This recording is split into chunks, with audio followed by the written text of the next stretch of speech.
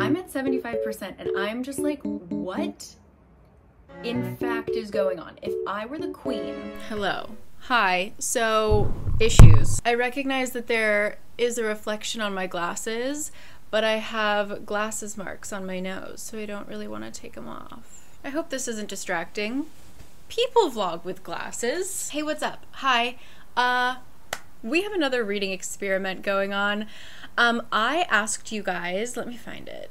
I asked you guys on Instagram to send me books that you thought I would rate 5 stars. I wrote them all down and I took the ones that either were mentioned multiple times or they looked really interesting to me and I just cheated and I threw in extra votes. So we have 1, 2, 3, 4, 5, 6, 7 books.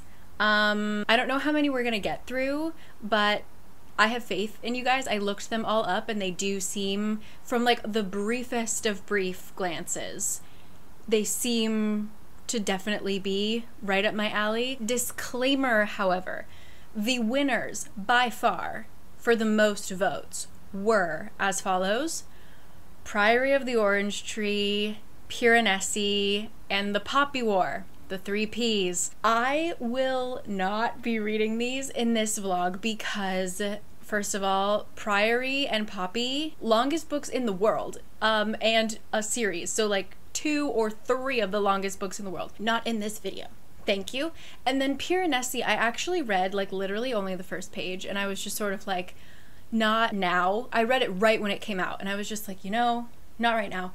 So that's a book that I know has great potential to be one of my favorite books, and I'm just putting it off until I know it's time to read it. Does that make sense? I don't want to do it for a video. So I'm ready to dive in. Before we start though, I would like to give a shout out to the sponsor of this video, which is listening.com. For those of you who are like, how in the world does she have enough time to read all of these books? It's because it's my full-time job. For those of you who have a lot of other things on your plate, such as being a student, listening.com is here to help you out. Listening.com is a service that will transform textbooks, PDFs, even emails into audio content. So you are able to listen to your textbook as you are commuting or doing whatever. It's just really great for people who are too busy to sit down with a physical book and study. But they also, in their app, have features such as the one-click note-taking feature. So if you hear something that you want to take note of, click the button. It will save that for you for later. They also pull out any kind of visual content in terms of graphs, data tables, etc. And you can see them on your app. A really great service. I'm glad a lot of you guys have actually tried it. That is listening.com. I have a link in the description box that will get you a bonus week of a free trial. So yeah, all that information is down below. I think, what should I start with? I think I'm going to start with Summer of Salt because number 1, a lot of you guys asked for it. Number 2, I think it will be a quicker read. From what I know, I think it's young adult. Is it like, I think I'm being tricked by the cover. The cover is very much like a rom-com cover just because of the style of rom-com covers that we're seeing these days. But I think it's like magical. I don't know anything. Let's look it up together. Georgina waits with growing impatience for the tingle of magic in her fingers, magic that had been passed down through every woman in her family. Her twin sister Mary already shows an ability to defy gravity. But with their 18th birthday looming at the end of the summer, Georgina fears her gift will never come. Nobody on the island of By the Sea would ever call the Fernvays what they really are. But if you need the odd bit of help, say a sleeping aid concocted by moonlight, they're the ones to ask. When tragedy strikes, what made the Fernway women special suddenly casts them in suspicion. Over the course of her last summer on the island, a summer of storms, of love, of salt, Georgina will learn the truth about magic in all its many forms. All right, I'm in. This came out in 2018. Shall we? Let's go. Summer of Salt. Okay, very quick check-in before I run out to get dinner. I finished the first chapter and honestly, liking it so far. Very much like coming of age. It's the last summer in our small town feeling, but I enjoy the imagery. I enjoy the voice. I'm interested. I'm only 24 pages in, but I will catch you guys after I have eaten.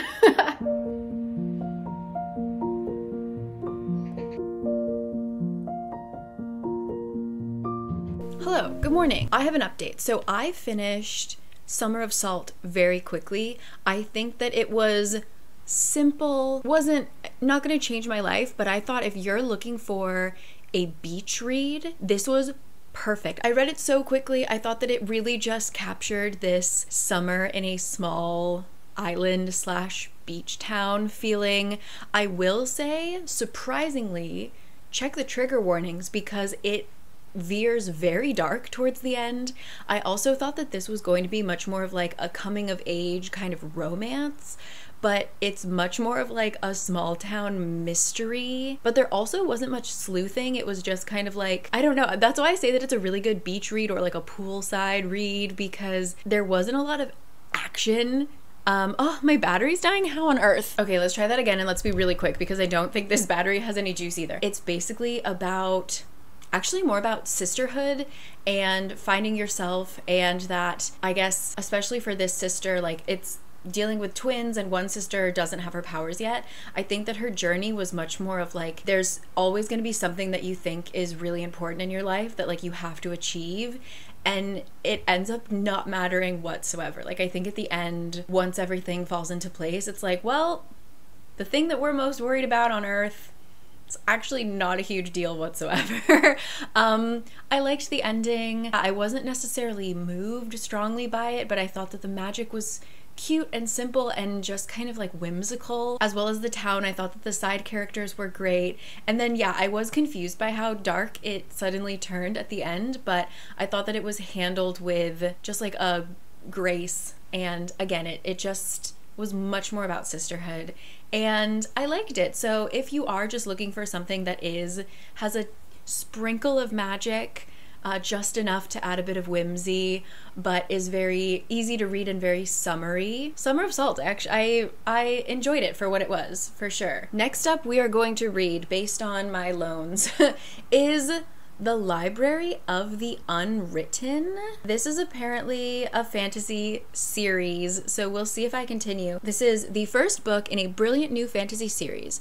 Books that aren't finished by their authors reside in the Library of the Unwritten in Hell. And it is up to the librarian to track down any restless characters who emerge from those unfinished stories. What? It's a neutral space in hell where all stories unfinished by their authors reside. What? Okay, here we go.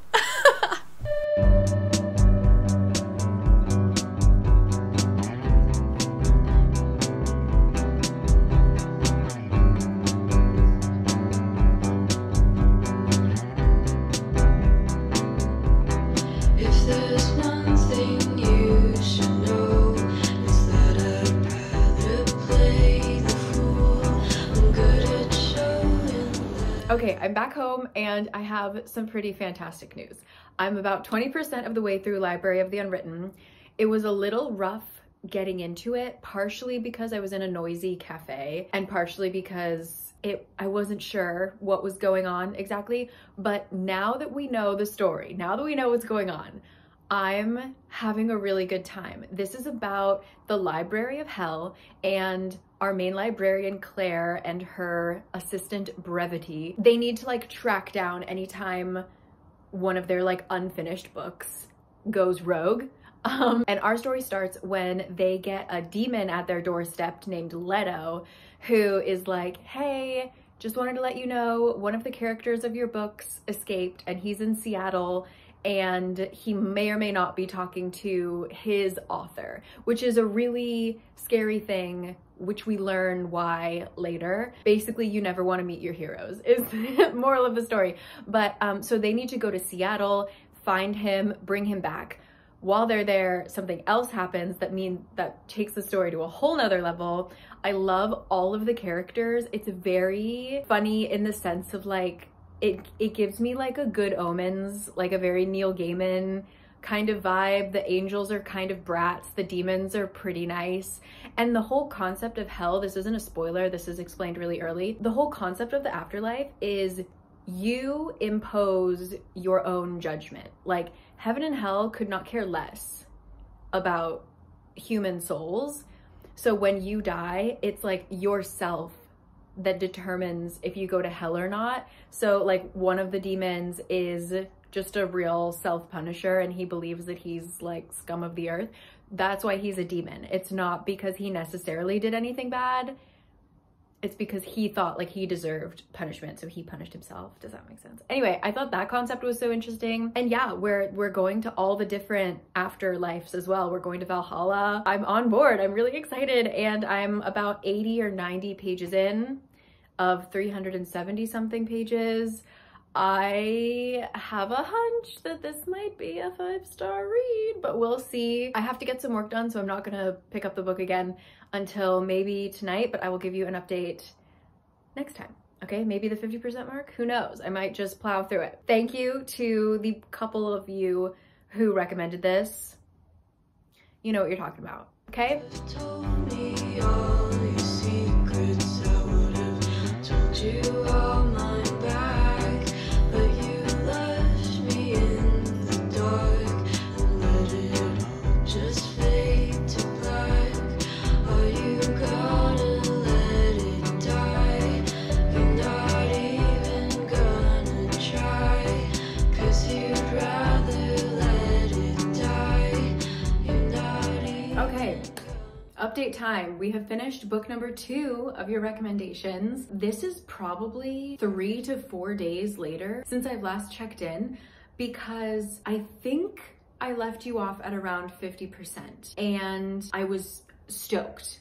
And don't worry, I still am stoked. However, I felt like once we got to, ironically, kind of the climax where it's supposed to be the most exciting and the action is moving really quickly, I felt like I wasn't interested anymore. Or maybe it was that I was the teeny tiniest bit lost. Like I generally understood why there was so much drama, but I just didn't really care. I think that the author almost, this doesn't even make sense in my head, but I'll say it out loud anyway.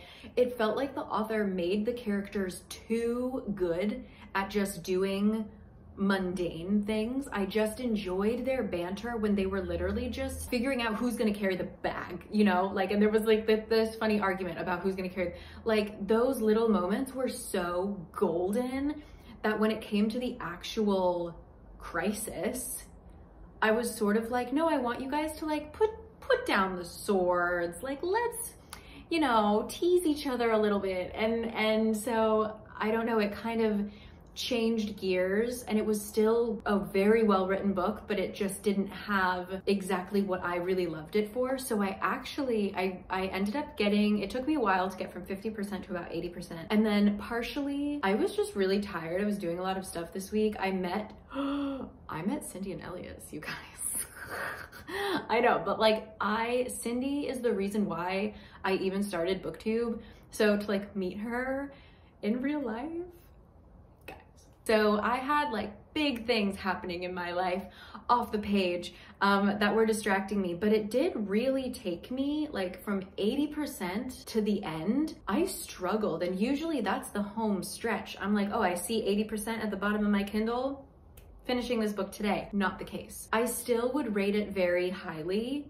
I wouldn't say absolutely no questions asked 5-star book, because the ending, it was truly just like a me problem.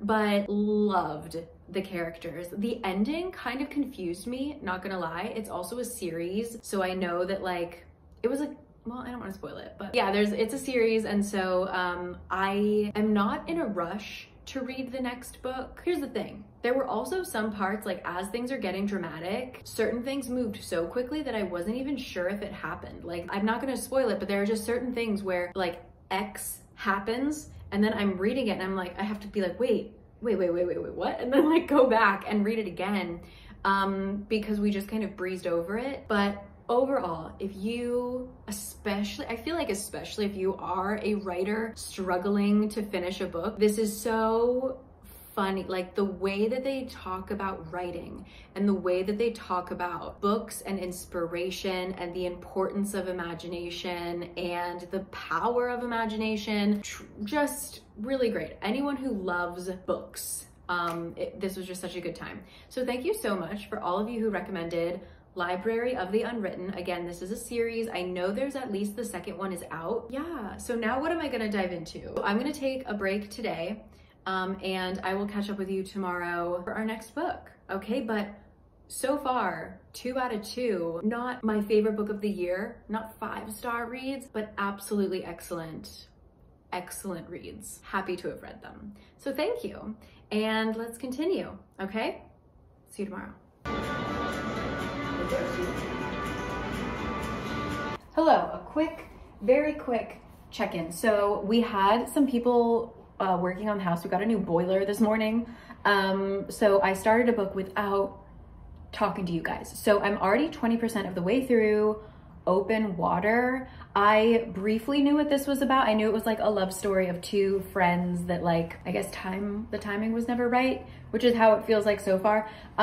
This book is only like 150 pages. So I'm, like I said, 20% of the way through eating it up.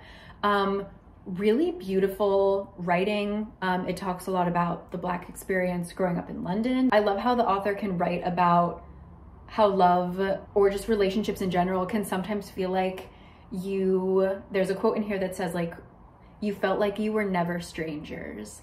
And it's funny. I just met up with my friend Nathan yesterday and we were talking about relationships. I'm married. So like, how did I know?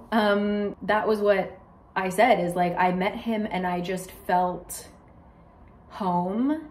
And I loved how it's expressed here of like, you just meet someone and it's like, yeah, we've met, whether it's in another life or like something. We were never strangers, and I just really, really loved that. So the only thing that is like not making this book perfect for me is simply that it's written in, what is that, whatever POV it is that they use you. So for the main male character, it is you. So you walk in the door, you see the girl in the bar, you see this, which just makes it a little bit more difficult to sink into the story, but it's not a huge deal. But so far, really beautiful and a very quick read. So thank you, because with all the noise and stuff, I needed something that was gonna grab me. I'm probably gonna finish Open Water today, which is great because my library holds are already running out. So we gotta start Monsters Born and Made or something ASAP. So let's finish this.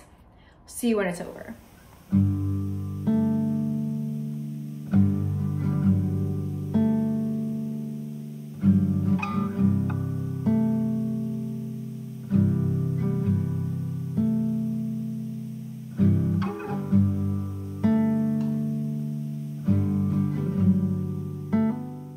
Okay. Hello. Ignore my acne medicine if you see any stuff on my face. It's been a day or so. Let me update you. I am at 60% of Open Water. This is so difficult because it's beautifully written. It's a beautifully written book and it has a lot of layers to it. It's talking about grief. There's so much like family now involved in this, but I just don't enjoy reading about situationships. And this is now very much like, I'm at 60% and they just keep like leaving each other's lives and then coming together in a kind of, it feels actually quite toxic, just like in my opinion. And like, it's also written a little bit vaguely. There's a bit of kind of, it's a bit obscure because they really don't, it's not very dialogue heavy. So you just don't fully understand their dynamic and we only just see them meeting up occasionally and like sleeping in the same bed but not sleeping together, and just kind of like they don't actually want to start a relationship because the guy who introduced them to each other was the girl's boyfriend at the time and like a mutual friend of the guy. So it would kind of be like a betrayal of this now ex-boyfriend if they got together, you know? And that's like the only thing keeping them apart. And so they just, for like over a year, have had this weird situationship. And I just,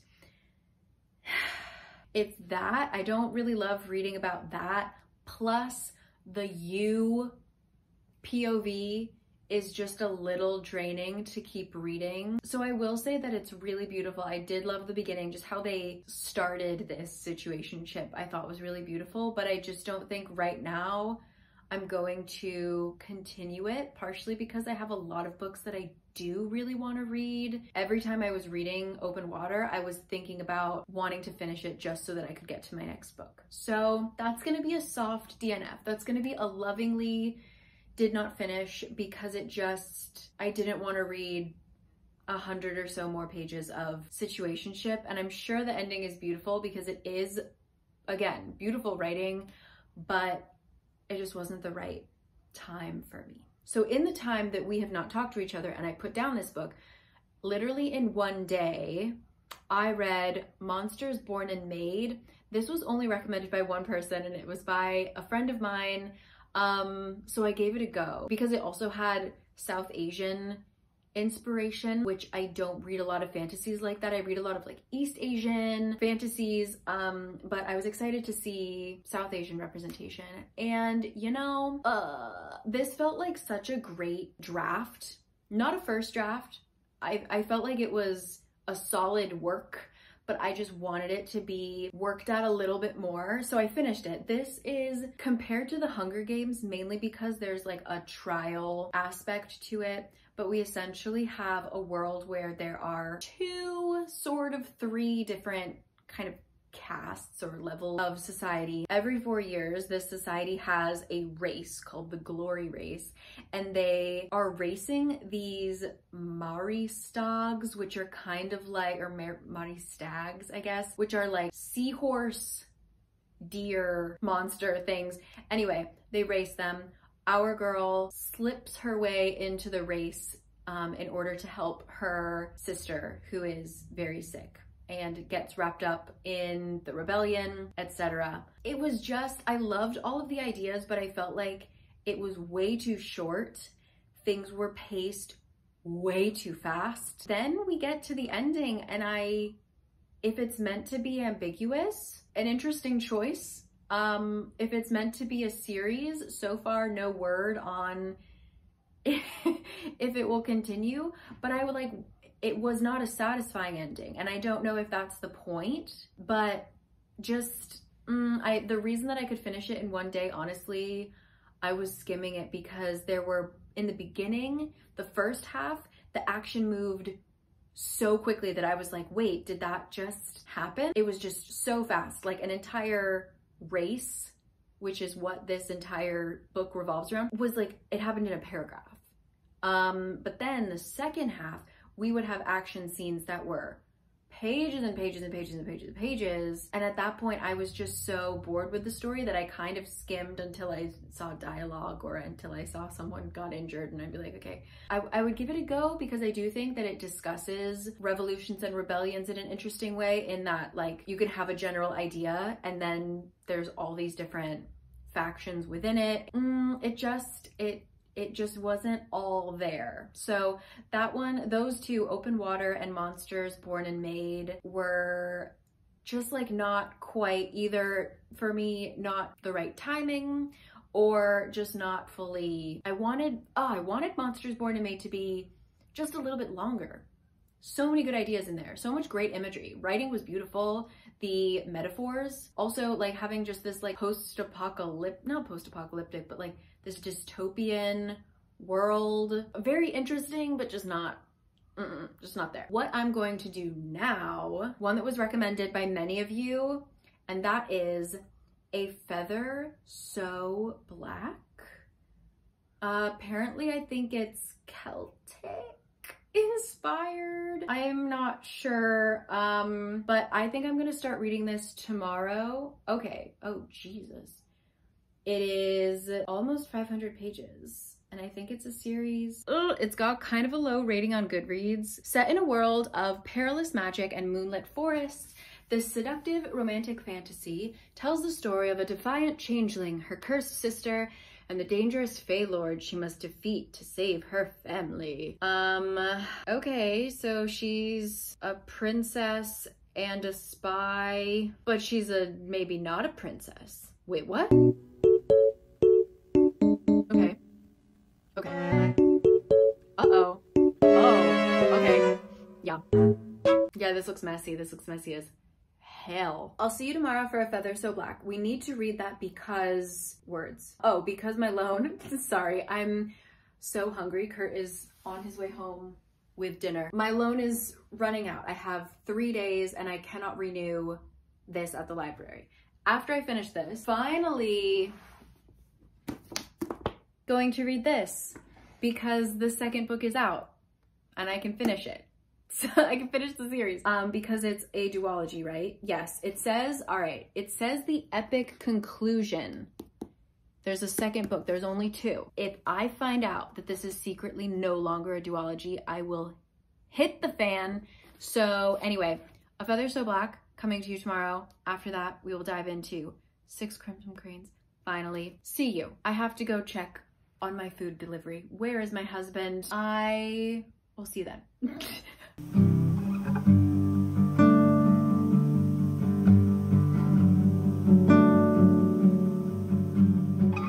Checking in a couple days later. Originally wasn't going to talk to the camera because I have, it's that time of the month and I have a big hormonal bit of acne on my cheek, and then I was like, that's very silly. We've all had a pimple in our life, right? So ignore my little friend. So I started A Feather So Black, and I have been on a roller coaster of emotions when it comes to this book. From the very beginning, the setup, I was antsy. This is definitely fantasy leaning towards romance. Yeah, it's a romantasy. Okay, I was gonna say it doesn't feel so romantasy, but I guess it is. It centers around all different kinds of love. So we mainly talk about romantic love, but also it's about the love of family and the toxic and abusive love of a mother, and self-love and self-worth and things like that. Sisterly love, things like that. As it's being set up, as I kind of said when I talked about what the plot is about, it's messy. So we have this kind of childhood friends to lovers thing where the prince is betrothed from birth to the princess who was stolen away, but he falls in love with the changeling that was left in her place, right? They both fall in love with each other. They are sent off on an adventure together to save said princess. Our changeling has another task at hand as well. So I wasn't quite sure. I'm not usually a childhood friends to lovers fan. And then about 20% of the way through, I was like, ooh, I see what's happening. I'm into this. And then about 40% of the way through, I was like, oh no, I see what's happening. I'm not into this. And then like 60%, I was like, no, it's fine. Calm down, everybody. We're good. I love the direction. I'm at 75% and I'm just like, what in fact is going on? If I were the queen who had ordered my like top girl and top boy to go off and do this thing, and I haven't seen any results in the amount of time that has passed in this book, I would be livid. Fired.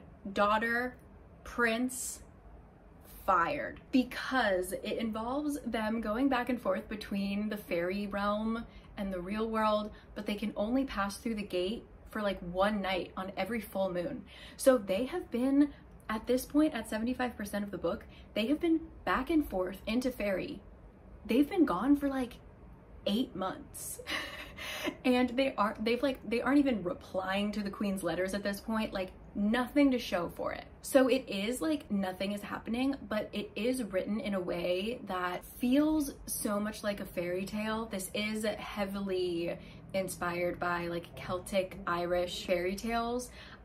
So I think that the writing could annoy some people, like all of the similes, you know, like the shadows, the sharp shadows that could cut you, or like when she describes this other fairy's eyes, it's a lot. Like sometimes it's moonlight, but it's also only the shadows, but it's also steel, but it's what did she just say? I just read a sentence where I was like,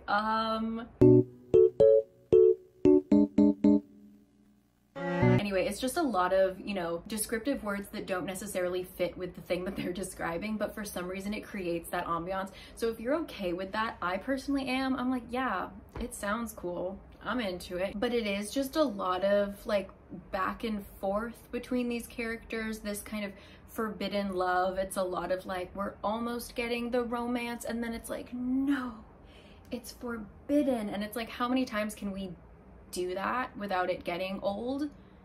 I would say in this book about 4.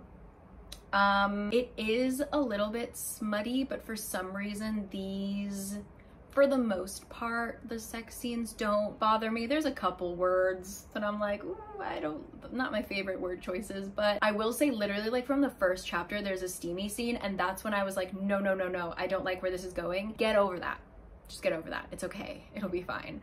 What else? I think just overall, it's more atmospheric than plot-based, but I do really like the main character. She's clearly raised in a very toxic environment, and she's still like a strong person, but there are just these parts of her that are so brainwashed, and it's, I think, realistic, the pace in which she is like realizing how she has been raised. Yeah, I'm enjoying it, but I can see that it would be hit or miss for a lot of people. It's very slow moving. It's a little bit tropey, but at the same time, I'm liking it. There is not like a sentient house situation, but where they're staying has like this bodiless, like just a voice of a very funny sprite fae thing. So it's just, it has elements like really truly it's very just fairy tale filled. So my mind is having a good time. My imagination is being tickled, but in terms of the plot, I'm not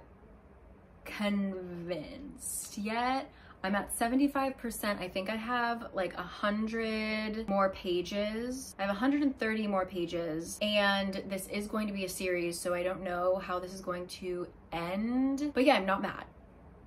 I'm not mad. So yeah, I'm gonna dive in. I'm on part 3, the final part, and I will update you. So this is A Feather So Black.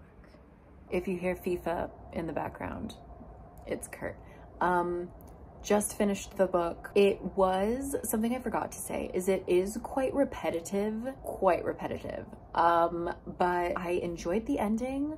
It did feel very fairy tale-esque, very grim, very sad. I don't know how it's going to continue, but you know what? I liked it. I don't think there was quite enough time for me to really believe certain parts of the romance, kind of not caring that much about the relationship, even though that was kind of the center of the book. I just kind of enjoyed that imagery and that really like fairy tale feeling of it. The description of everything was really wonderful. So I'm going to take a break from reading. I'm gonna go get dinner now. But 6 Crimson Cranes, here we go. A Feather So Black, give it a try. If you like maybe, I would say like a Holly Black, like that kind of fae, where the fae are eerie and dark and made of sticks and like truly tricksters. Give it a try, why not? And I'll see you tomorrow for 6 Crimson Cranes.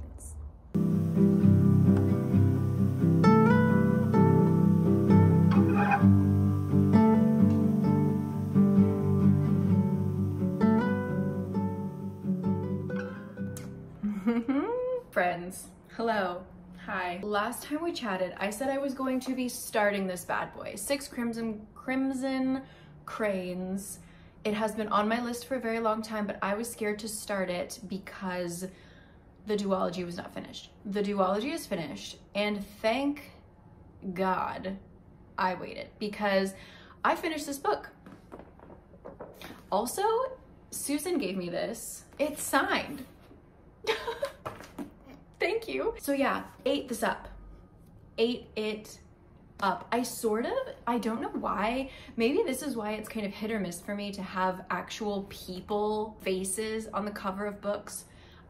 Is that maybe I just stared at her for too long, but I felt like this was gonna be much more of like warrior princess, like much more, I'm this tough girl that wields swords. Nothing about this cover, there's no sword on this cover, but something about it just made me feel like this was gonna be more like violent, or not violent, but just like more badass warrior girl vibes, and it isn't. It actually is much more kind of fairy tale or folklore feeling to me. We follow a girl who gets cursed, her and her brothers. She has 6 brothers. She gets cursed by her stepmother to Okay, well, let me talk about the brothers first. The brothers get turned into cranes, okay? The red crimson crowned cranes, okay? She gets this like magical bowl, this wooden bowl put on her head, which like mutes any kind of powers that she might have. And also if she speaks, if she utters a single sound, even a laugh or a scream, one of her brothers will die, one by one. For every sound that she makes, her brothers will die. She loves her brothers, all right? She's not gonna make a sound. And she gets banished off into God knows where. So she needs to figure out how to break the curse, save her brothers, save the world without uttering a single sound. It was really good. I think the whole bowl thing on her head, like every time it was mentioned, it kind of cracked me up because how it works is she has like a wooden bowl over her head covering her eyes. So everyone just sees this girl that doesn't speak and just has a wooden bowl over her head. She can see, because it's a magical bowl, she can see out, but like no one can see her. Every time that was described, I was like, okay. But it did, because of that, it felt very like an old-timey folklore-y fairy tale kind of story. So, you know, it worked, but it was just quite funny. I just really liked it. There are dragons. There is like a kind of animal familiar. She has a paper crane that she made that has been animated and is quite sassy and talks. Yeah, I can't really say anything more. It's young adults, so it read quite easily, and I was very hungry because she loves food, and a lot of the book is just like describing delicious dishes, and so I was very hungry while I was reading it. So last night, I still had one more chapter. I finished it this morning. Last night I went and immediately got the second book from the library. Luckily it was available. I kind of want it physically because the cover, I'll just put it up on the screen. The cover is so good. The cover is so good. So yes, there are dragons. There is romance, but it's very not focused on the romance. And also I think it's gonna be more present maybe in the second book, but I'm not sure. Like nothing has happened. It's very chaste, it's very sweet. It's just adorable. And all the side characters are great. I love Kiki, I love the little sister. It's kind of political intrigue. There are assassins.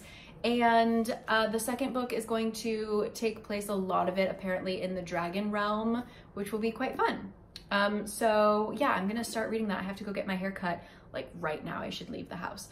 So I'm gonna start reading it in the chair and I'll see you then. But yeah, absolutely 5 stars, had so much fun. I will let you know. Originally I was just gonna read this, but I can't stop. So I will give you a review of the duology as a whole, and then we will finally end the video. But yeah, thank you for not giving up on me. This came out 3 years ago. Thank you for holding me to this, all right?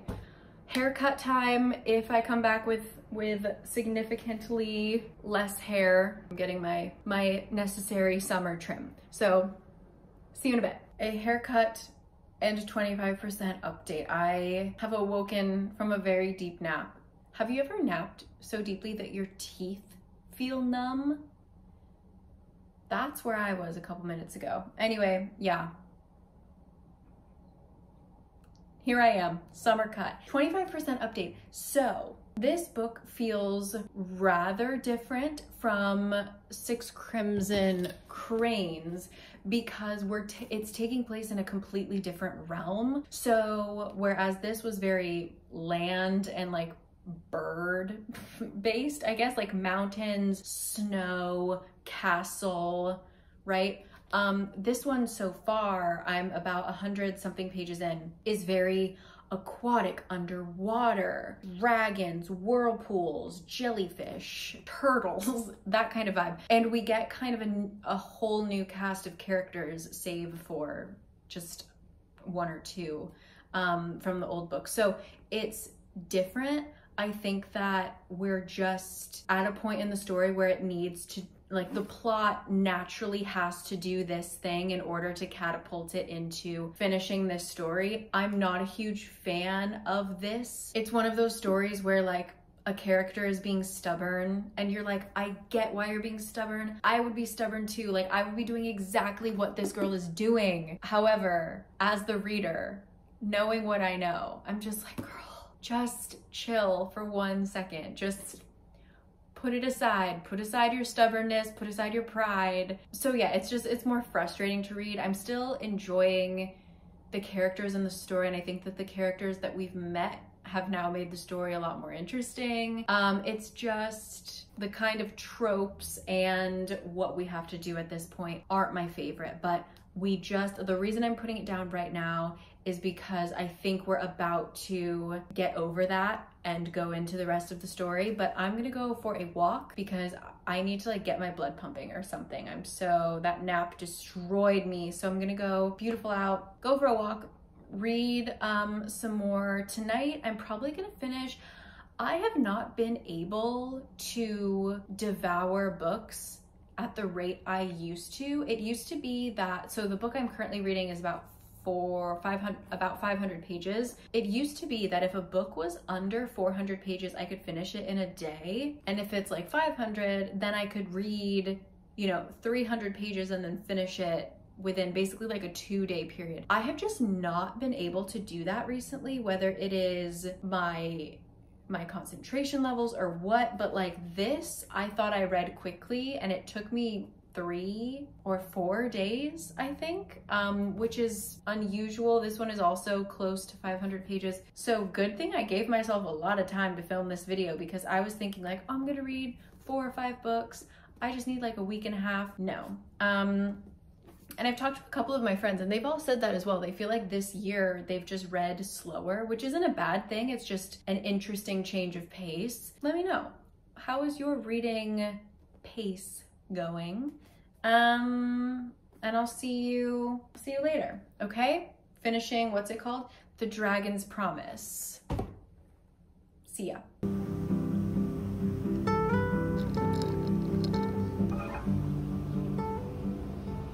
Okay, I don't know what's going on with this one piece of hair, ignore me. 72% update. Yeah, this is much more action-packed than the first one. And a lot of it is moving quite quickly, so we're not really sitting with certain things, which isn't my favorite, but it's still really good. And I just can't wait to see how this finishes. I cried in public. My eyes teared up twice at least while reading this book so far. I have a feeling the ending is gonna get me. I don't know. But yeah, so far I think that 6 Crimson Cranes, the pacing was just a little bit easier to read. This one is like many things are happening, and then the second it seems like, okay, we can coast for a second. It's like, and then a demon arrived. Like, it's very, you never get to chill in this book. But I'm still enjoying it, and I will update you when I finish. I should probably finish really soon, so. Okay, the book is done. So let me return it to the library. Hold on, before I forget. So the second one, so much action, so much happening, maybe a little too much, or maybe it just would have been better if I read it a little more slowly. This one I like ate up, but still solid 5-star.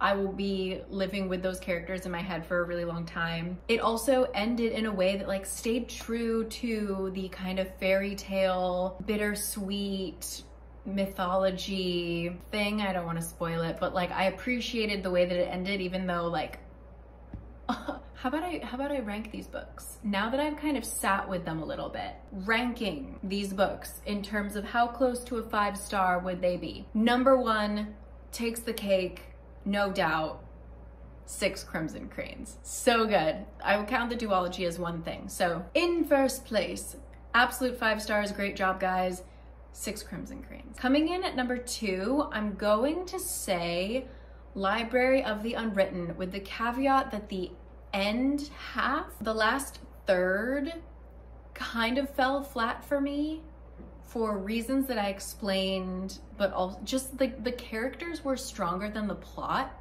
if that makes sense. So it was not a 5-star book, but I would put it at, I don't really rank books as well, like I don't really give star ratings, so I guess like a 4, let's say. Coming in next, I will say Summer of Salt, because it was just simple, sweet, did the damn thing. It's not a story that's gonna stick with me forever, but it is a story that I enjoyed, and once again, perfect beach read. If you just need something light, Summer of Salt does it for you.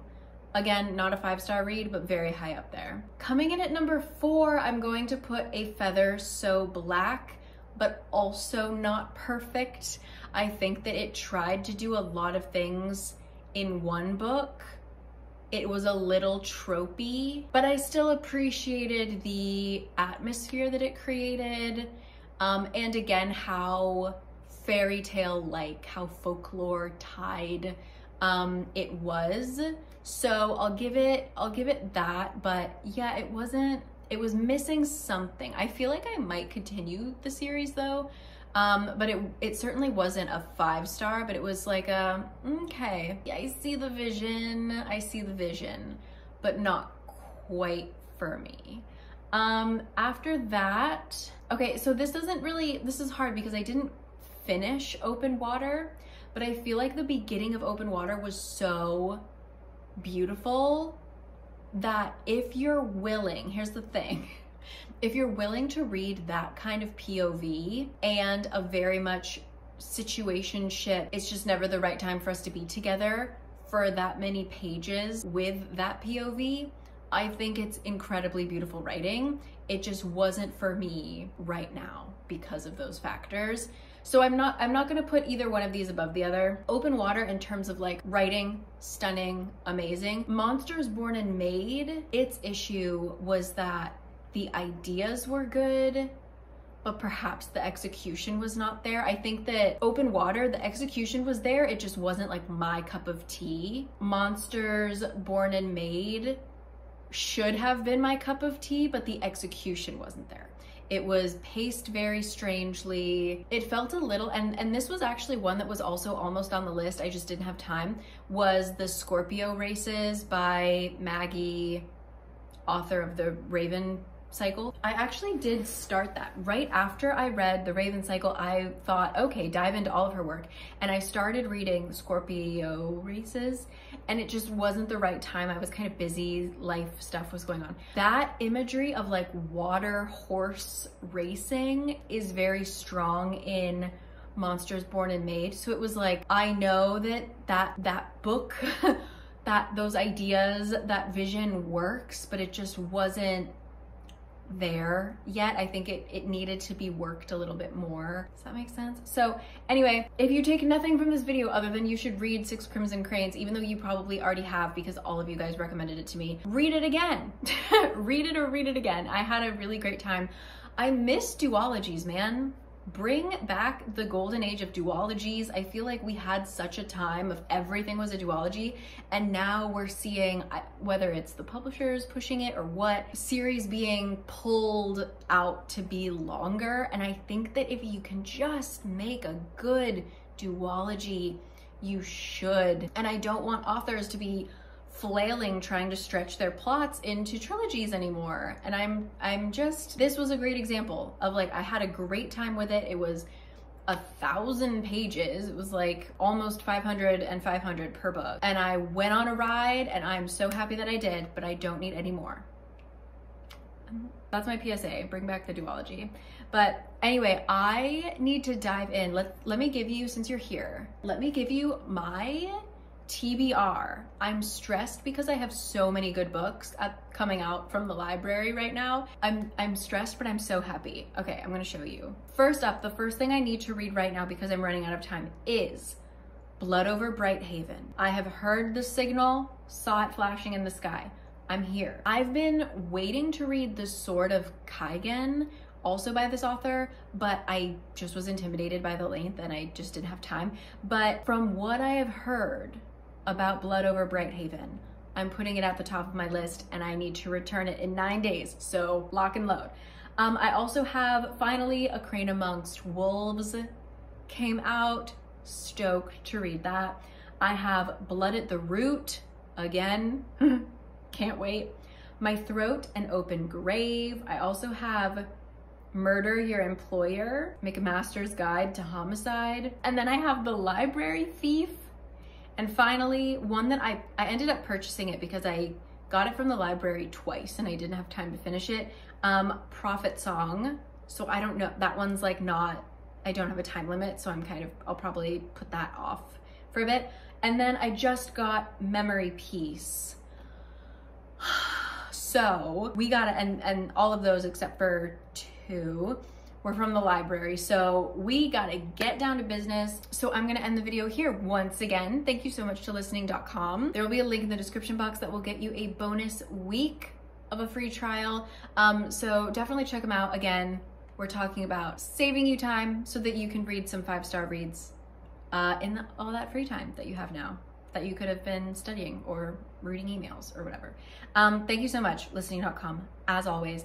And I'm gonna leave you here. I need to go open the window and turn on the AC again because it's finally summer here in Seoul.